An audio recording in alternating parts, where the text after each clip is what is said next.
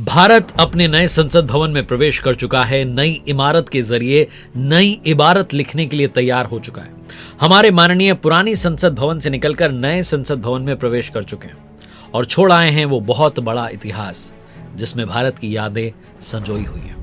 आप देख रहे हैं आरजे कार्तिक एक्स्ट्राज और उन यादों को ताजा करते हैं। उस पुराने संसद भवन की पूरी कहानी आपको सुनाते हैं। 1911 तक ब्रिटिश भारत की राजधानी कोलकाता, जो कि आज का कोलकाता है, कलकत्ता हुआ करता था। 1912 में ब्रिटिशर्स को लगा कि एक नई राजधानी हमें बनानी चाहिए और उन्हें लगा कि दिल्ली से परफेक्ट ऑप्शन क्या हो सकता है। दिल्ली की ऐतिहासिक पृष्ठभूमि है और ज्योग्राफिकल लोकेशन के हिसाब से दिल्ली परफेक्ट थी, तो उन्होंने दिल्ली को चुना। और दिल्ली में फिर उन्हें लगा कि क्यों ना एक नई बिल्डिंग जो है, एक नया भवन जो है, उसका निर्माण करवाया जाए। 144 खंभों पर खड़ी, आसमान को तकती वो गोल सी इमारत उन्होंने तैयार करवाई जिसने हिंदुस्तान की इबारत लिखी। लगभग 96 साल पहले उन्होंने, अंग्रेजों ने वो इमारत बनवाई थी। उनकी चाहत थी कि हम अनगिनत सालों तक हुकूमत करते रहेंगे, राज करते रहेंगे, लेकिन उन्हें नहीं पता था कि वो जो भवन है वो भारत का इतिहास लिखने के लिए बना है, भारत के लिए, भारत से, भारत के द्वारा। जो पुरानी संसद भवन थी उसकी अपनी कहानी है। ये वो भवन है जहां भगत सिंह जी ने बहरी सरकार, अंग्रेजों की जो बहरी सरकार थी, उसके कानों को सुनाने के लिए धमाके किए थे। यही वो भवन है जहां पंडित नेहरू जी ने भारत को जब आजादी मिली तो अपना पहला भाषण दिया था, ट्रिस्ट विद डेस्टिनी, यानी कि नियति से साक्षात्कार। यही वो भवन है जहां संविधान के लिए बहुत सारी बहस हुई थी, डिबेट हुई थी, जहां शास्त्री जी ने लोगों से अपील की थी कि आप एक समय का भोजन छोड़ दीजिए, जहां इंदिरा जी ने पाकिस्तानी सेना के घुटने टेकने की खबर पूरे देश को सुनाई थी, और जहां अटल जी ने कहा था कि मैं ऐसी सत्ता को चिमटे से छूना भी पसंद नहीं करूंगा। आजाद भारत की वो पहली संसद जिसने देश के संविधान को अस्तित्व में लाया था। पुरानी संसद की बहुत सारी यादें आपको बताता हूं। पुरानी संसद भवन के उद्घाटन की कहानी शुरू होती है 18 जनवरी 1927 को। उस वक्त के जो वायसरॉय थे, लॉर्ड इरविन, उन्होंने उसका उद्घाटन किया था और उस समय इसे कहा गया था हाउस ऑफ पार्लियामेंट। 1921 में इसका कंस्ट्रक्शन शुरू हुआ था, 1927 में पूरा हुआ था। 19 जनवरी को केंद्रीय विधानसभा का जो तीसरा सेशन था वो इसी बिल्डिंग में आयोजित किया गया था। ड्यूक ऑफ कनॉट ने 12 फरवरी 1921 को इसका शिलान्यास किया था, इसकी जो आधारशिला थी वो रखी थी। इस बिल्डिंग का कंस्ट्रक्शन अंग्रेजों ने कराया था नई दिल्ली में एडमिनिस्ट्रेटिव कैपिटल बनाने के लिए, लेकिन जब देश आजाद हुआ तो यही भवन हमारा संसद भवन बन गया था। पुरानी जो संसद भवन थी उसको British architect sir Edwin Lutyens और हर्बर्ट बेकर ने डिजाइन किया था। इस बिल्डिंग को तैयार करने में लगभग 6 साल का समय लगा और 1927 में जब ये तैयार हुई तो गुलामी के वक्त जो भारतीय नागरिक थे उनके खून पसीने की कमाई से 83 लाख रुपए निकाल करके इस बिल्डिंग को अंग्रेजों ने अपनी ताकत और ऐश्वर्य की इमारत के तौर पर दुनिया को दिखाने के लिए तैयार करवाया था। लेकिन उन्हें पता नहीं था कि इसी संसद भवन से उन्हें बाहर भेजा जाएगा और ये भारत की हो जाएगी हमेशा हमेशा के लिए। जब ये संसद भवन बना था 1927 में तो उसके बनने के ठीक 2 साल बाद ही एक धमाका हुआ था।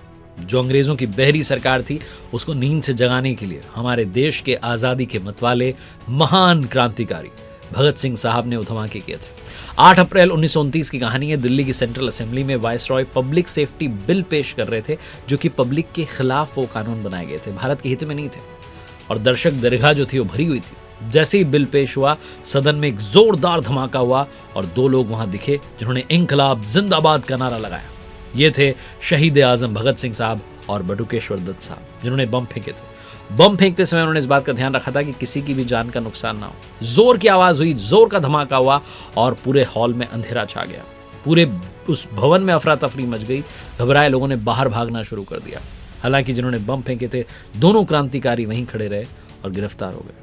वो बाद में जो कोर्ट में सुनवाई हुई उसके जरिए देश भर तक अपनी आवाज पहुंचाते रहे। शहीद आजम भगत सिंह साहब, जिन्होंने उस घटना के जरिए पूरे देश के युवाओं को, नागरिकों को भी साथ साथ जोड़ दिया था और एक अलग जो है आजादी की वो जगा दी थी। वो जो घटना थी वो भी इसी भवन ने देखी थी। और अब आती है भारत की वो ऐतिहासिक तारीख जो बच्चे बच्चे को याद है। 15 अगस्त 1947 इसी भवन में भारतीयों ने सत्ता संभाली थी। भारत के प्रथम प्रधानमंत्री पंडित जवाहरलाल नेहरू ने आधी रात को अपना प्रसिद्ध भाषण ट्रस्ट विद डेस्टिनी, यानी कि नियति से साक्षात्कार, इसी बिल्डिंग में दिया था। यही वो भवन था जहां 1965 के भारत पाकिस्तान युद्ध के दौरान जो यूएस के प्रेसिडेंट थे लिंडन जॉनसन, उन्होंने हमारे प्राइम मिनिस्टर लाल बहादुर शास्त्री साहब को धमकी दी थी कि अगर आपने पाकिस्तान के खिलाफ लड़ाई बंद नहीं की तो हम आपको PL 480 के तहत जो है गेहूं भेजना बंद कर देंगे। और ख़ास बात यह थी कि उस समय भारत जो है गेहूं के उत्पादन में आत्मनिर्भर नहीं था, हम सेल्फ डिपेंडेंट नहीं थे। लिंडन जॉनसन की इस धमकी ने शास्त्री जी को झकझोर दिया, लेकिन उन्होंने हार नहीं मानी। उन्होंने भारतवासियों से इसी संसद भवन के जरिए कहा कि अब हम सब हफ्ते में एक समय का भोजन नहीं करेंगे। ऐसे में हमें अमेरिका से गेहूं लेने की जरूरत नहीं पड़ेगी, लेकिन भारत पाकिस्तान की लड़ाई जारी रहेगी। अमेरिका में बताने वाला कोई नहीं है। अहम बात यह थी कि शास्त्री जी ने एक समय भूखे रहने का जो फॉर्मूला था सबसे पहले अपने परिवार में अप्लाई किया था। उन्होंने अपनी पत्नी से कहा था, ललिता शास्त्री जी से, कि हम लोग एक ही समय का भोजन करेंगे, क्या आप ऐसा कर सकते हैं? उन्होंने कहा जरूर, देश हित में सब कुछ सर्वोपरि है। और वैसे उन्होंने किया था। वो जो उन्होंने अपील की थी देशवासियों से, इसी संसद भवन के जरिए पहुंचाई थी। एक और ऐतिहासिक घटना पुराने संसद भवन ने विटनेस की। 1971 में जब ईस्ट पाकिस्तान यानी कि जो अभी का बांग्लादेश है, वहां जो पाकिस्तान की आर्मी थी वो अत्याचार बढ़ाते चली जा रही थी और बर्बरता जो थी उनकी चल रही थी। अलग बांग्लादेश राष्ट्र की मांग जो है वो तेजी पकड़ रही थी। भारतीय सीमा की तरफ जो रेफ्यूजी थे वो दौड़े चले आ रहे थे। और इसी बीच जुलाई के महीने में यूएस के जो नेशनल सिक्योरिटी एडवाइजर थे हेनरी किसिंजर, वो पाकिस्तान होते हुए भारत की यात्रा पर आते हैं। ये वो समय था जब यूएसए खुले तौर पर पाकिस्तान के साथ खड़ा हुआ था। और उस मीटिंग के दौरान इंदिरा गांधी जी ने कहा मैसेंजर से कि बांग्लादेश के लोगों पर पाकिस्तान की आर्मी जो है बर्बरता कर रही है, लेकिन अमेरिका ने पाकिस्तान के साथ खड़े होने का संदेश दिया, उन्होंने कोई एक्शन नहीं लिया। ठीक 4 महीने के बाद में भारत और पाकिस्तान दोनों जो पड़ोसी देश थे वो युद्ध के मैदान में आ खड़े हुए थे। पाकिस्तान की जो एयरफोर्स थी उसने 3 दिसंबर 1971 को भारत पर पहला हमला किया। भारत ने भी पलटवार किया और उस समय जो पाकिस्तान का दोस्त था अमेरिका, उसने भारत पर ही दबाव बनाना शुरू कर दिया। ये उस वक्त की प्राइम मिनिस्टर इंदिरा जी के लिए परीक्षा की घड़ी थी। पाकिस्तान के खिलाफ जो इंडिया ने जवाबी एक्शन लिया उसको यूएस के प्रेसिडेंट रिचर्ड निक्सन ने अमेरिका का अपमान माना और पाकिस्तान की मदद के लिए अपनी तरफ से जो है सेना भेज दी। हालांकि अमेरिका के प्रेशर के बावजूद जो उस वक्त की प्राइम मिनिस्टर थी, जिन्हें आयरन लेडी कहा जाता है, इंदिरा गांधी जी, वो पाकिस्तान पर एक्शन लेने के अपने फैसले पर टिकी रहीं और भारत का जो रवैया था उसने पूरे विश्व में बता दिया कि अमेरिका के दाव भी हमने फेल कर दिया। 3 दिसंबर को युद्ध शुरू होता है। 16 दिसंबर को पाकिस्तान जो घुटनों पर था। 13 दिन का युद्ध चला था जिसमें इंडियन आर्मी, नेवी, एयरफोर्स, इन्होंने पाकिस्तान की कमर तोड़ के रख दी थी और जनरल जो सैम मानेकशॉ थे उनकी अगुवाई वाली भारतीय सेना के सामने 16 दिसंबर को पाकिस्तानी जो 93,000 सैनिक थे उन्होंने ढाका में सरेंडर कर दिया था। पाकिस्तान 2 टुकड़ों में बंट गया था और एक नए देश बांग्लादेश का जन्म हुआ था। ये ऐलान भी उस वक्त की जो प्राइम मिनिस्टर थी इंदिरा जी, उन्होंने उसी पुरानी संसद भवन से देश के सामने किया था कि भारत की जीत हुई है और एक नए देश बांग्लादेश का निर्माण हुआ है। ये वो पुरानी संसद भवन थी जिसे एक प्रधानमंत्री ने बतौर प्रधानमंत्री रहते हुए कभी देखा ही नहीं। ये दुर्भाग्य आया था देश के 5वें प्रधानमंत्री चौधरी चरण सिंह साहब के साथ, जो जनता पार्टी में टूट के बाद 15 जुलाई 1979 को मोरारजी देसाई ने जैसे प्रधानमंत्री पद से इस्तीफा दिया, कांग्रेस और सीपीआई के समर्थन से जनता पार्टी एस के जो नेता थे चौधरी चरण सिंह साहब, वो 28 जुलाई 1979 को प्रधानमंत्री बने।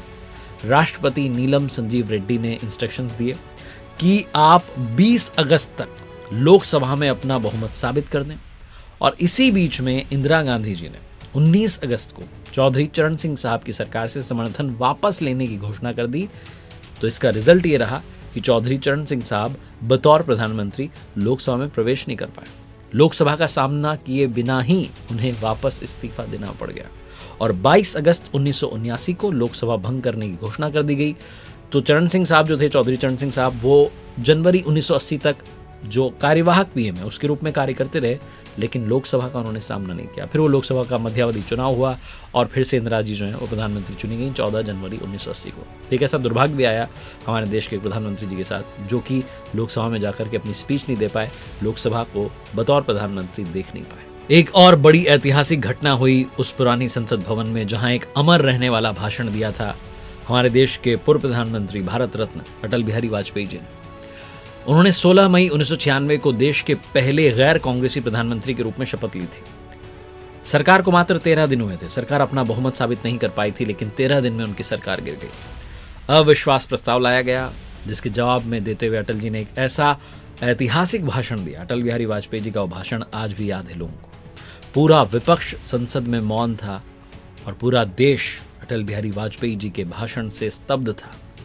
उन्होंने कहा कि मैं ऐसी सत्ता को चिमटे से भी छूना पसंद नहीं करूंगा जहां पर उसूलों के साथ खेला गया हो। जो उन्होंने ये पंक्ति कही थी, ऐसी सत्ता को चिमटे से भी छूना पसंद नहीं करूंगा, उसी का परिणाम रहा, उनके उस भाषण का परिणाम रहा कि बाद में वो बहुमत के साथ सरकार बनाने के लिए आए और बतौर प्रधानमंत्री उन्होंने अपने कार्यकाल को पूरा किया था।